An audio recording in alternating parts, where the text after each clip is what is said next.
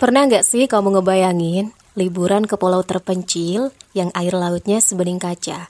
Pasirnya putih banget selembut awan, dan malamnya penuh dengan bintang-bintang. Tempat yang seolah dibuat khusus untuk beristirahat dari dunia yang penuh dengan kebisingan ini.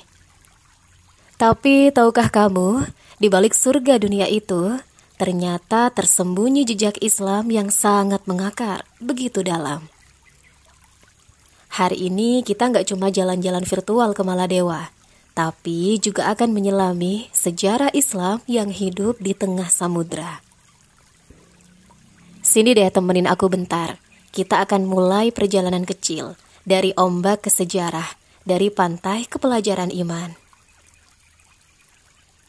Assalamualaikum warahmatullahi wabarakatuh. Maladewa atau Maldives adalah negara kepulauan yang terletak di tengah Samudra Hindia, tepatnya di barat daya Sri Lanka dan India.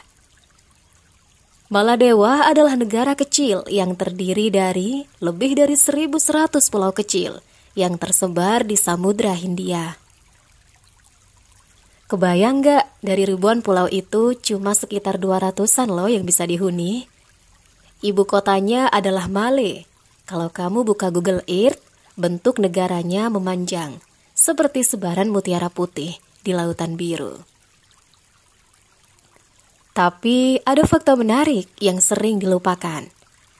Maladewa adalah negara dengan daratan terendah di dunia. Rata-rata tinggi daratannya cuma 1,5 meter di atas laut. Bayangin ya, seandainya permukaan laut naik 2 meter aja, negara ini bisa lenyap. Tapi meskipun kecil dan rawan tenggelam, Maladewa dikenal dunia sebagai surga wisata. Dari selebriti Hollywood sampai keluarga kerajaan, banyak banget loh yang liburan ke sini.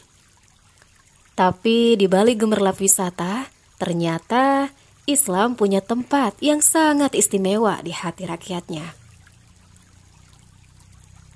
Iya, kamu gak salah dengar kok. Penduduk Maladewa itu 100% Muslim Sunni.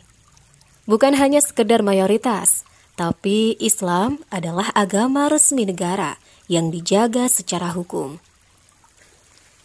Mereka tidak memperbolehkan warga negara memeluk agama lain, dan secara hukum hanya Muslim yang bisa jadi warga negara Maladewa.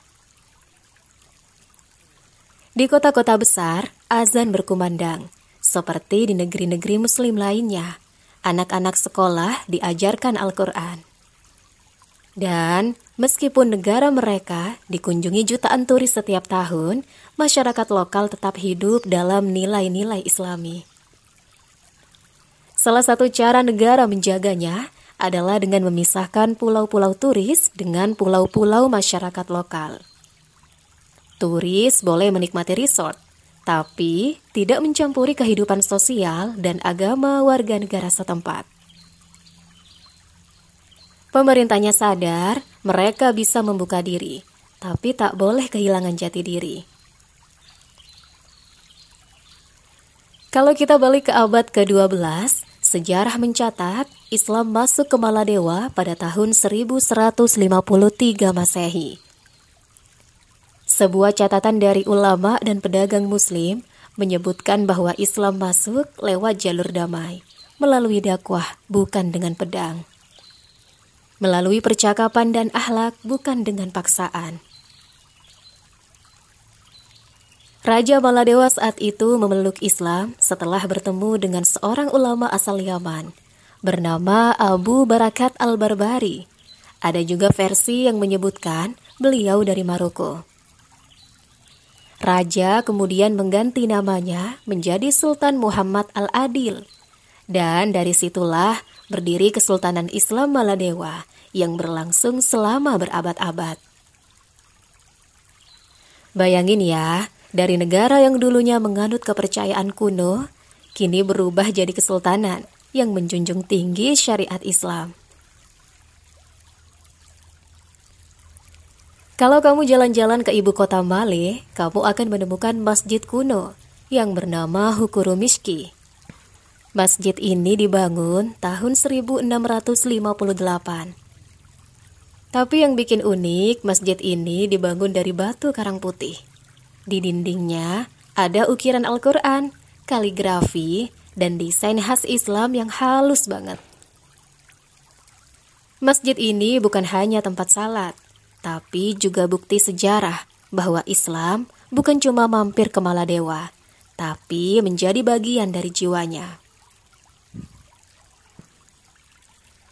Hari ini, Maladewa dikenal sebagai destinasi wisata eksklusif, resort mahal, villa terapung, dan honeymoon selebriti.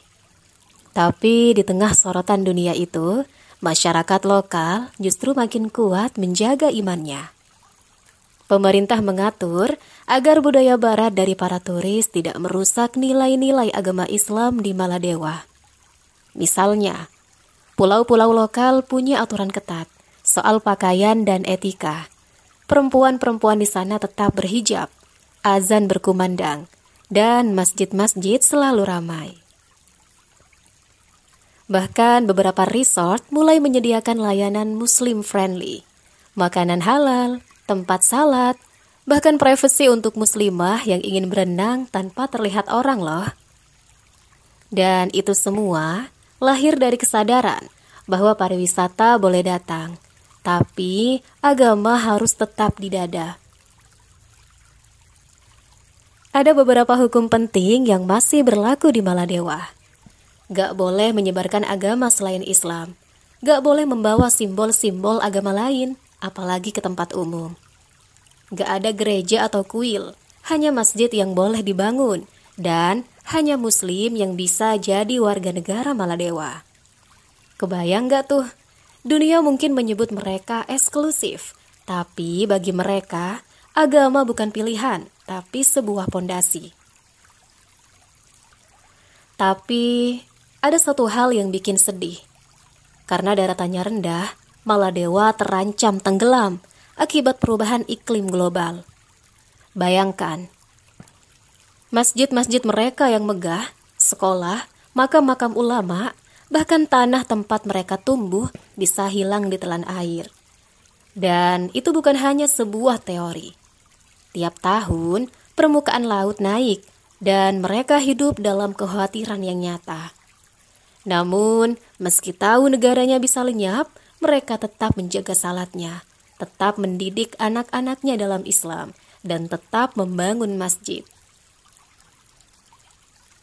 Karena mereka yakin, kalaupun negeri ini tenggelam, kami ingin tenggelam dalam keadaan beriman.